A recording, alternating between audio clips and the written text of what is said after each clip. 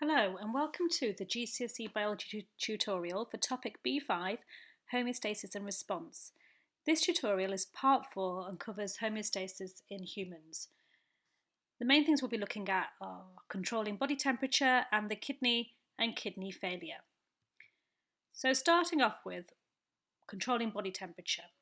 Well, our body temperature must be kept at around 37 degrees. This is called the optimum temperature for cells and enzymes. And body temperature is controlled by a process called negative feedback. Remember, we've heard that term before.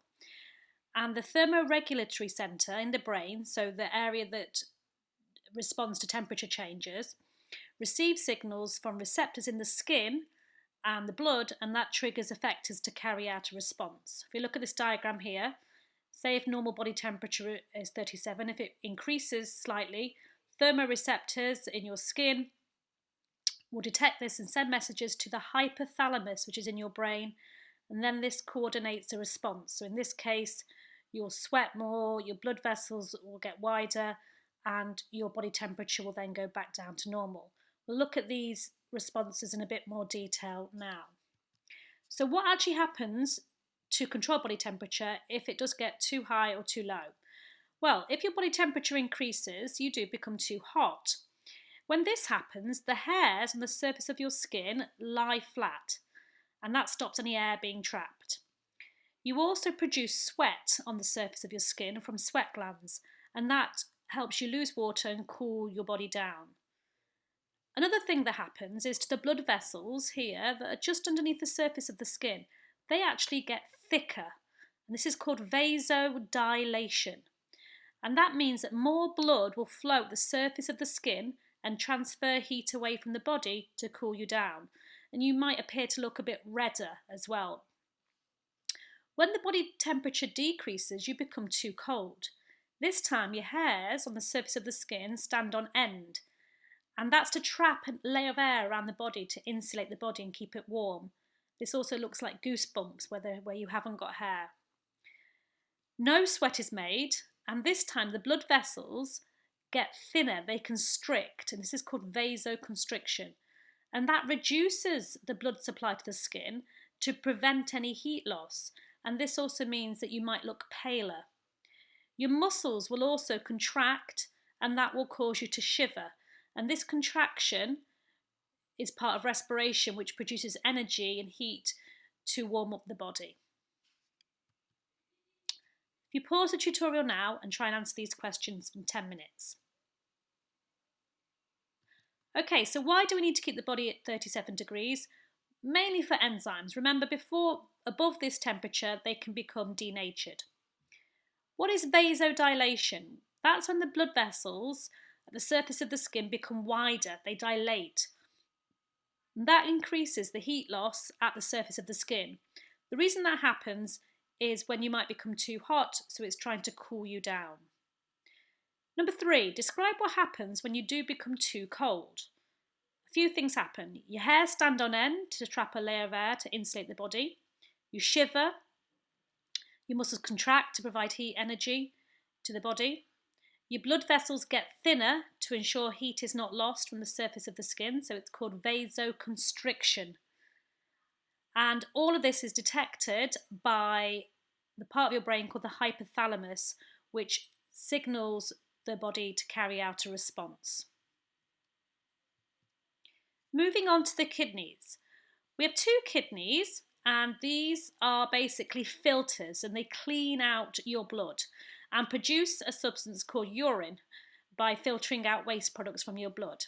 If you look at the kidneys, they are connected to the bladder where they store the urine by a tube called the ureter, and then one tube will leave the bladder to pass out the urine, and that's called the urethra.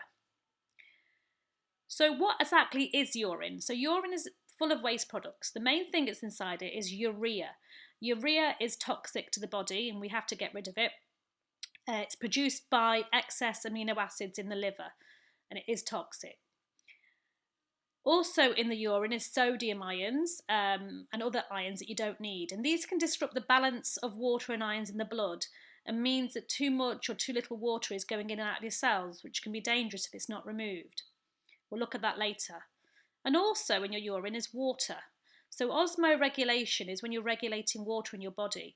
And we can lose water by breathing and sweating, and we can control how much water we lose from passing urine. Sometimes we need to lose water, sometimes we need to conserve it. We'll be looking at that as well. Now here's just an indication of what might happen to cells if too much water goes into them. Here, through osmosis, cells could swell and burst.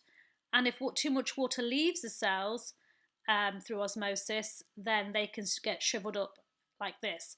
So the amount of water in your body is really, really important to the stability of your cells.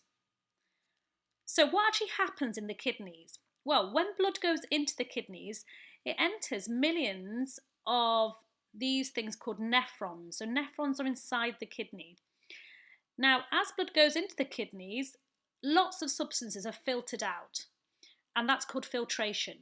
But then the kidneys will ensure that the things that you need to keep, like glucose, some of those ions, and enough water, depending on how hydrated you are, those things are then absorbed back into the blood, and that's called selective reabsorption. And everything else that you didn't need from the blood or the waste produces this substance called urine, which then is stored in the bladder before being passed out. Now, the kidneys are controlled by a hormone called ADH, and that controls how concentrated your urine is, so whether you've had too much water or not enough water. And ADH stands for antidiuretic hormone. So let me just show you an example. If you've got too much water in your blood, this is detected by the hypothalamus in the brain. This then triggers the pituitary gland in your brain to release less hormone, ADH. When less of this ADH is released, less water is reabsorbed by the kidneys, and so more water goes into the urine. And that then means that your urine is quite dilute, there's lots of water in it, and you can afford to lose water from the body because you've got too much of it in the blood.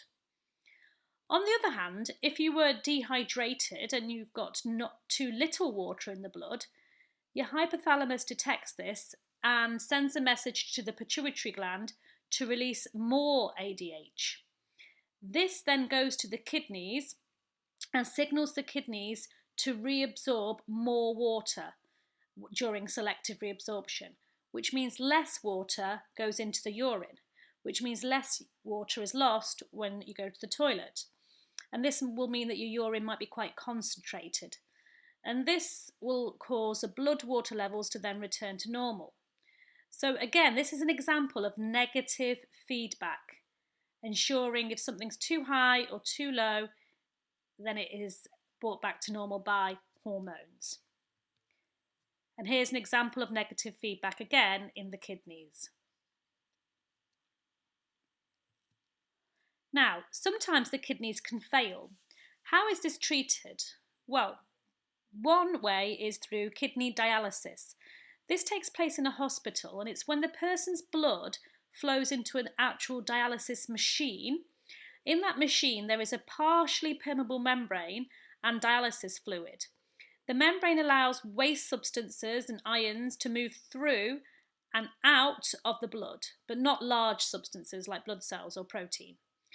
The dialysis fluid has been calibrated to have the same concentration of ions and glucose as normal blood.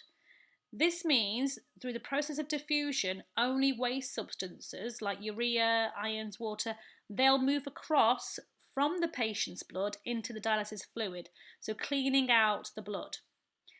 Now, all of the blood has to be cleaned in this way, so dialysis has to happen around 3 to 4 times a week, and each time can take 4 hours.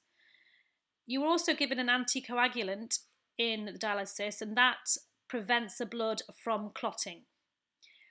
And dialysis can be used to help patients while they're waiting for perhaps a kidney transplant. A kidney transplant can come from a living or a dead donor, because you can donate a kidney and still live with only one kidney. However, like with any transplants, there's a risk of rejection, so you are given immunosuppressant drugs while you will have the kidney to make sure that your body doesn't reject it. Okay, so the 6-mark question for this topic would be to compare the role of the kidneys and kidney dialysis. This is a bit of a tricky question, so pause the tutorial, give yourself 10 minutes, look at that key word, compare. Let's look at the answer in 10 minutes.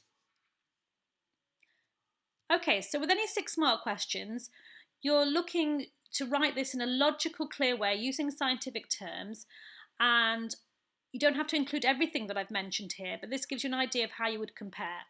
So because you're comparing, you could say that they both actually are cleaning the blood, and they're both removing urea, excess water and ions, okay? But where they're different is in how they do that. In the kidney, the blood goes through the kidney and the substances are removed via filtration, and then useful things are taken back into the blood during selective reabsorption. And you make a liquid called urine, which is then stored in the bladder and passes out. And how much water you would lose in the urine is controlled by a hormone called ADH. With the dialysis machine, the blood enters the machine, but it doesn't make urine. Instead, waste substances like urea, water and ions leave the blood and go across into a dialysis fluid through diffusion. And the dialysis fluid has the same concentration of glucose and useful ions as healthy blood, so it will prevent anything that's useful leaving the blood. There's also no bladder involved, and there's no hormone control of the water. In fact, how much water would leave the blood is controlled by a nurse or a doctor calibrating the machine to look at how much water the patient needs to lose or keep inside their body. Okay, so in summary, we've looked at controlling body temperature, the kidney, and kidney failure. If you look at the next tutorial for the next part of this topic. Thank you.